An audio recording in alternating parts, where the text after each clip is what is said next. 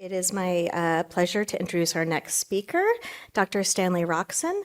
Dr. Rockson is a world-renowned expert in lymphedema and serves as the founding chair of the Lymphatic Education and Research Network. He is the co-author of Lymphedema, a concise compendium of theory and practice, which is essentially the Bible for lymphedema practitioners and researchers. And we're just really fortunate to have him here joining us today. So thank you again for joining us. Good afternoon, everyone. Thanks so much for having me here. It's a great pleasure to talk to you about a research journey that I've been on for about 25 years. And for anyone who is at risk for developing lymphedema based upon head and neck intervention for cancer, or who might already have it, I hope this is going to be a great source of solace and optimism for the future. So in a picture, this is the lymphedema of head and neck cancer. It's not always this severe, but unfortunately, a large number of head and neck cancer survivors do face this as an issue of survivorship. And head and neck cancer is a bit unique in that there is both an external and an internal component. So you're looking at the external component here, but because of the radiation that is often accompanying the therapeutic approach, there is a lot of internal scarring that can affect function along with the external swelling. I will apologize in advance because most of my focus in the research realm has been on lymphedema in other parts of the body, but the work that I'm doing is of paramount importance to this category as well, and we'll talk about a bit about where that's going at the end. When I entered the field of lymphatics, I'm a cardiologist, by the way, and I embraced the lymphatics as a vascular specialist and somebody interested in understanding more about this aspect of the circulation. When I entered this field in the early 1990s, the prevailing concept was that the lymphatics simply served as a sewer system. They were there to just pick up all the debris and get it out of the body. And that could not be further from the truth. It turns out that the lymphatics, as an integral part of the circulation and the immune system, serve to vouchsafe the internal environment in the body in which all the cells operate. So keeping the system healthy has a very, very important outcome. The International Society of Lymphology has given us a staging system, and the details here are not so important, except to say that as you go to greater and greater degrees of lymphedema, you see more and more aspects of the problem that are deemed to be physically irreversible. Turns out that's not true, as I'll hope to share with you in the next few minutes. But my initial journey in research was to find out what could we do about this so-called irreversible component. So when we're looking at lymphedema, and this could be in the neck or on the face or any place that's external, but you're actually looking at a human limb, if in this case my examining finger comes along and puts pressure on the skin, it will temporarily move the free fluid that's in the tissues out of the way. And this is what we call pitting edema. This is how all edema begins. Edema means swelling, and the term that we use medically. But as time goes on, the swollen limb keeps the same extra volume that it's accumulated, but after a while, the examining finger can't push anything out of the way. And that is because the tissues themselves begin to modulate. They grow. The cells grow in number. The amount of scarring and fat deposition and cellular growth takes up that extra volume. And now all of the things that we can do to mobilize fluid become less efficient because we're dealing with a structural abnormality. And as I've said, this was deemed irreversible at the stage that I got into the work, but thankfully it's not. And hopefully we will have a way to introduce treatment that will accomplish that for anybody who's facing that. I want to point out, again, I said it briefly a moment ago, the lymphatic system is part of the circulation, but it's also part of the immune system. The reason that lymph nodes are removed for cancer surgery, the reason that radiation therapy encompasses lymph nodes, is because the lymph nodes are actively involved in the cancer surveillance process, and the way they do this surveillance is because lymph percolates through them. on its way back to the heart. And so in the process of regulating the distribution of fluid in the body, the lymphatic system is also providing immune surveillance that will allow the body to undertake whatever functions it needs. So with that in mind, the big goal was to attempt to develop a drug to reverse and even potentially to prevent lymphedema. And I think the latter is actually a reality as well. In order to do this, way back in the late 1990s, I developed an animal model to study lymphedema. Now it's unfair to our mouse colleagues that they have to participate in this in a way, but honestly, the ability to look at a model in the mouse allows us to make big discoveries in a very short amount of time. And thankfully, there are not that many differences between mice and men. And so the things that we discover in mice often lead us directly into what we want to know about the human disease. So I developed a model in the mouse tail, and this is a mouse tail with lymphedema that you see here. What we do is where you see the indentation on the, I don't know if this is working as a pointer, this area of indentation is where we perform a surgical incision, and we basically get rid of the lymphatic drainage in the tail, and the tail becomes a model of a swollen human arm or leg. As you can imagine, we couldn't have quite as an easy time to directly model head and neck lymphedema, but again, lymphedema is lymphedema, and whatever we can do to fix it in the arm or the leg will in fact help in the neck and the head as well. We perfected a digital photographic technique that allows us to very accurately measure the volume of the tail as it develops lymphedema and as we successfully treat it. And we can detect a change of as little as 100 microliters. That's, a very fractional amount of fluid. Now, when we look at the mouse tail under the microscope, it strongly the skin of the mouse tail, it strongly resembles what we see with human skin. What you see in the left-hand panel is lymphedema, and the big purple zone represents the area of overgrowth of the skin. So this is what we call the dermis. This is the area of the skin immediately beneath the part of your skin that gets a suntan, which is called the epidermis. That's the little pink layer on the top. But you'll see that the dermis in normal skin is just a few cells thick. And in lymphedema, it grows to 20 or 30 or 50 cells thick. This is what we've historically called the irreversible stage. And the rest of this is also part of the dermis. And you'll see dilated lymphatics. You see a lot of inflammatory cells, which are all the little blue dots that you see in an area that should be predominantly pink, as you see it here. If we do a technique called immunohistochemistry, we can actually demonstrate that these are indeed dilated lymphatics. They're not visible or present in normal skin, but in lymphedema, we can see this huge dilation of, whoops, I think I just... Did I take it off? No, I didn't. Okay.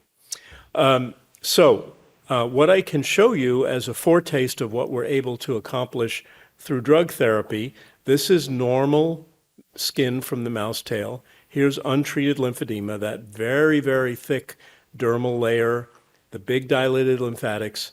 Here's a mouse just 14 days after we treated it every day with a drug that we injected to reverse the so-called irreversible changes. And you can see that the dermis has shrunk back down to normal. The overall thickness of the skin approximates normal, and all of those dilated lymphatic channels have pretty much gone away because now the system is draining the fluid appropriately, and that dilation is no longer required.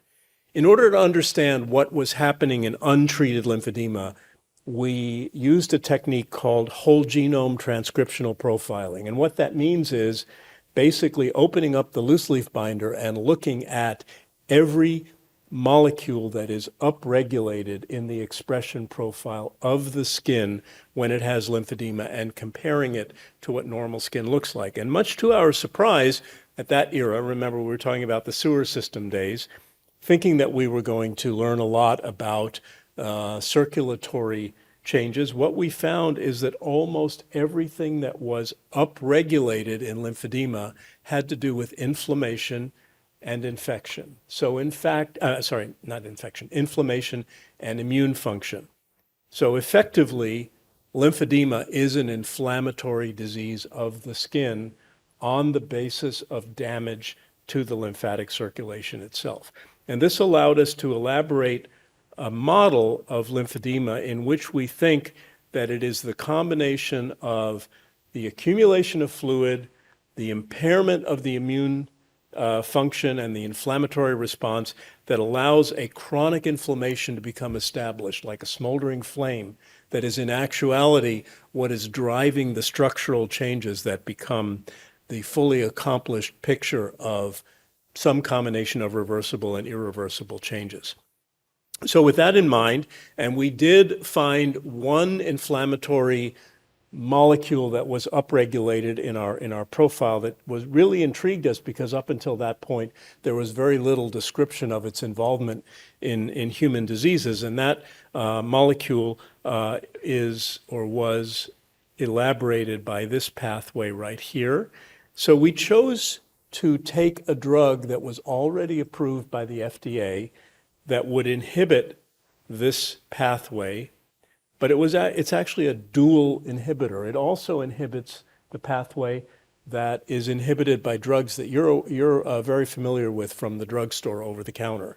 Drugs like ibuprofen, Aleve, Advil, Motrin. These are all called NSAIDs, and this particular NSAID is a prescription form that, in addition to doing what all those other drugs do, it also inhibits this pathway that we saw was upregulated in our transcriptional profiling. So we decided to use this drug, and what we found was fascinating and very encouraging. If we gave the drug to mice that did not have the surgery to create lymphedema, it didn't matter whether the drug was present or absent. Their skin looked normal, their tails looked normal, they did not develop edema, nothing changed. If we took animals in which we created lymphedema and gave a placebo for the drug, not surprisingly, nothing happened. But if we gave the drug, and I already gave you a foretaste of this on the slide with the brown colors, we effectively returned the structure of the skin of the tail to normal in as little as 7 days, but typically within 14 days. So this is a systemically administered drug. If we were testing humans, we could give it by mouth, but because it's a laboratory animal, we give it by injection to make sure the dose is delivered. And basically, we were able to completely reverse lymphedema, return the tail volumes to normal, and return the appearance of the tissues under the microscope to normal.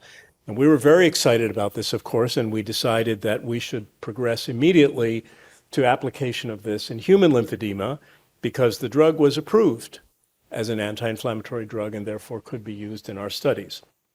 So we completed those studies, and they were published a few years ago. It was a positive pilot trial looking at this drug in comparison to placebo in a group of human patients with all degrees of lymphedema of arm or leg. And again, I apologize, this is not a head and neck population, but the results are directly able to be extrapolated, in my opinion, to head and neck lymphedema. So we enrolled people who had lymphedema from cancer treatment, non-cancer trauma to the lymphatics, primary lymphedema, which means the individual is born with the predisposition to develop lymphedema in life. We enrolled women, men, young people, old people, people that had had lymphedema for as little as 6 months, people that had had lymphedema for as much as 6 decades, and all of them were studied and compiled into the final analysis. So let me show you what we found. This is one of our typical subjects who was randomized to the active drug, but of course it was double-blind. We didn't know it at the time until after the trial was completed. And because we saw the dramatic changes in the skin in the mice, we decided to measure the skin thickness with calipers. And so in this particular individual, you can see on her pre-treatment picture, her skin thickness, the minimal diameter of the skin that we can pick up with the calipers, was about 35 millimeters. Normal would be about 2 millimeters or less. And by the end of the trial, she was down to about 3 millimeters, as you can see on the right-hand side. The only change in this woman who had had lymphedema for a number of years had been the introduction of this drug given by mouth on a daily basis. This is pretty much what we saw in the group overall, and what we found, because we did skin biopsies in these patients as well, is that all of the attributes of the skin abnormality that we could see under the microscope also normalized in response to the drug.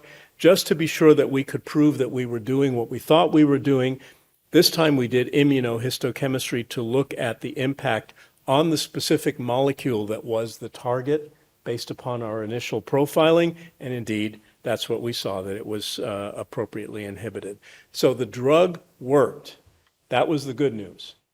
The bad news was that circa 2015, which is when we completed these studies, the FDA concluded after a 10-year investigation that all NSAIDs, not specifically this drug, but anything in the family, is capable of creating cardiovascular side effects in chronic use. And so suddenly what looked like a magic approach to us was not quite so magic, because we didn't want to trade a non-life-threatening complication of lymphedema for one that is life-threatening, like heart attack and stroke. So we had to go back to the animal model, and what we asked ourselves is, we knew that we were inhibiting two different pathways concurrently. This smaller pathway that is encircled in the, or enclosed in the solid bar is the part that all NSAIDs do. All the ones you can buy in the drugstore, all of the drugs that the FDA said we should be careful about. But this is the pathway that we had isolated in our transcriptional profiling. We asked ourselves, could we accomplish the same goal just by blocking the pathway that initially intrigued us? And to jump to the answer, it's yes.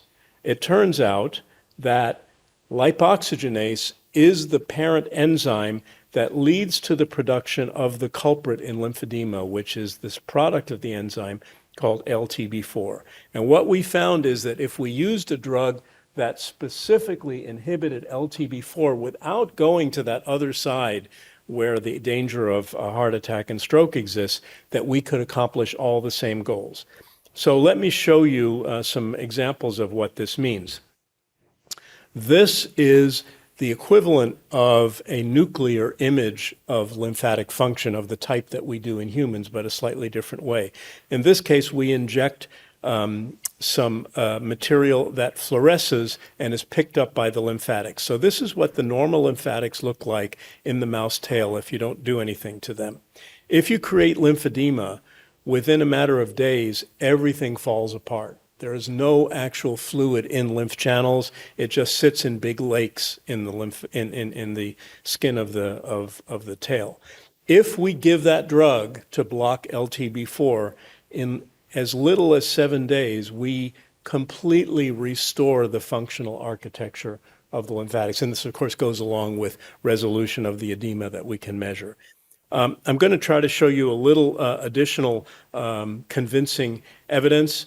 This is a similar imaging sequence that we might do in a human subject, for example, or patient, somebody who might be having lymphatic surgery, for example. I won't take the time to show you the control where basically nothing happens, but what you're going to be looking at is the mouse tail. You're going to be looking at the surgical site where we create the lymphedema, and what I'm going to show you is that by giving this drug, we restore the flow across the surgical junction and have the lymph return back into the body of the mouse. So this is called near-infrared fluorescent imaging. And this is the swollen tail. The mouse's body is over here. And in just a moment, you're going to see a line of white that comes, you see it now? That's lymph in the lymphatic channel on the body side of the surgical incision that created the lymphedema, which basically means the drug restored the connection between what was otherwise the severed tail from a lymphatic perspective and the rest of the mouse. That's how the lymphedema is resolved. And this is all on the basis of giving a daily dose of this medication. But it turns out not all medications are created equal, and we looked at a broad array of drugs that it could affect either of the two pathways, just to show you what is a bad idea. This one down here is when we gave the animals the equivalent of Motrin, and Motrin not only didn't work, it made things worse. So that cyclooxygenase pathway by itself doesn't seem to be involved and may not be necessary, probably isn't necessary for the treatment effect. But the part we were interested in initially is, and this basically shows you how the different drugs arrayed themselves. We were able to show that in mouse lymphedema and in human lymphedema, LTB4 levels that circulate in the blood are elevated compared to either normal mice or healthy human controls. So that goes along with the notion that LTB4 is the culprit in the disease. So we're going to wipe out that side of the schema, and we're really going to focus on what happens with LTB4. I don't have time to go into this, but LTB4 has a lot of activities within the human body. It shows a lot of promise in a wide array of diseases, including lymphedema. Our next foray into this was a drug that has the ability to block LTB4 production, and we chose to study human lymphedema in the leg, in a single leg. Now, this is the question I've been asked almost every day of my life since we launched that ULTRA trial. Unfortunately, the ULTRA trial was terminated prematurely by the sponsor. We had designed it to study 250 subjects. We completed 50 subjects, and the pharmaceutical sponsor who had the drug decided that they no longer wanted to invest in this project, and so we were forced to terminate. So we did not have enough enrollees to do a valid statistical analysis, but we did see some dramatic improvements. So I want to just tantalize you with what this could look like. This is the leg of a woman. It was the last woman enrolled in the trial before we stopped it. It turned out she was randomized to active drug. She had been a nurse in the intensive care unit, but she developed a gynecologic malignancy, was treated with radiation therapy, developed this really severe lymphedema of her leg. She could no longer work. Her life was pretty inextricably altered, and she entered the trial. She got to month 6 of treatment and had a dramatic resolution. And 18 months after she stopped the drug, she sent me a picture of her legs, which remained basically able to be controlled with a simple compression garment. She went back to school, got a master's degree, is back in intensive care unit nursing, and pretty much considers her problem resolved. So one fish does not tell you that the ocean is filled with fish, but it is a good start and gives us promise that we are on the right track. And now I'm going to tell you about what we're currently involved in, which we hope will be the definitive human trial.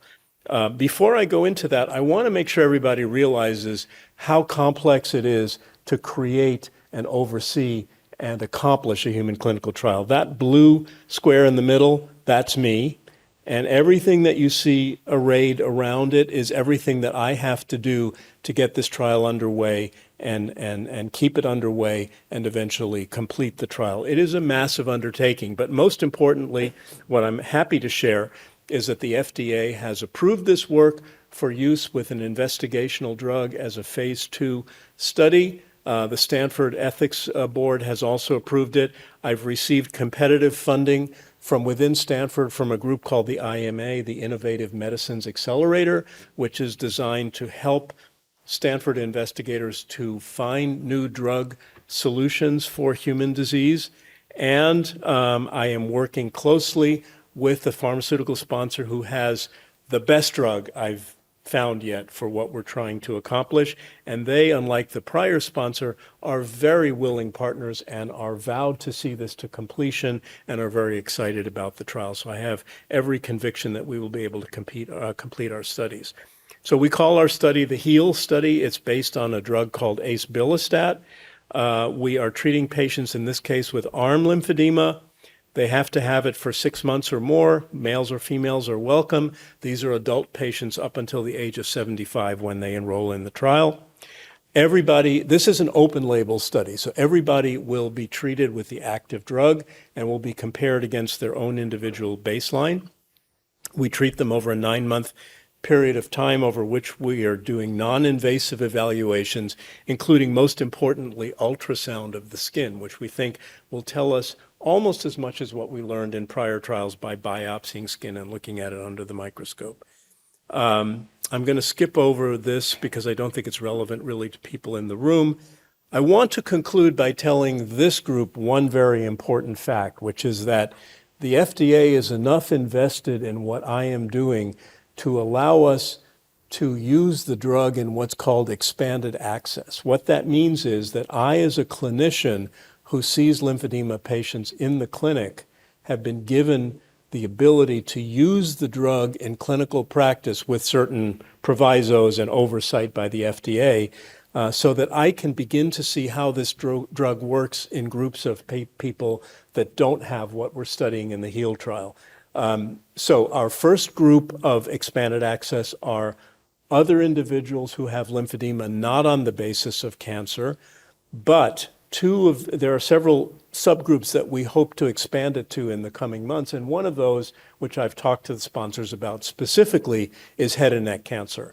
I do believe that everything that we've learned about LTB4 and lymphedema is valid and appropriate to lymphedema in general, and it doesn't depend on the part of the body or the cause of the lymphedema. So I have every conviction that what will work in an arm or a leg will also work in the head and neck. So I hope that this provides an element of promise for anybody who is worried about this or anybody who is currently struggling with this. I know it can be quite a difficult problem on top of everything else that comes along with this group of diseases and treatments, and just know that we're here to try to help, and one day, with all luck, we can actually prevent this problem by identifying high-risk individuals and pre-treating with LTB4 antagonists so that the problem never develops. I didn't mention that this drug is extraordinarily well tolerated.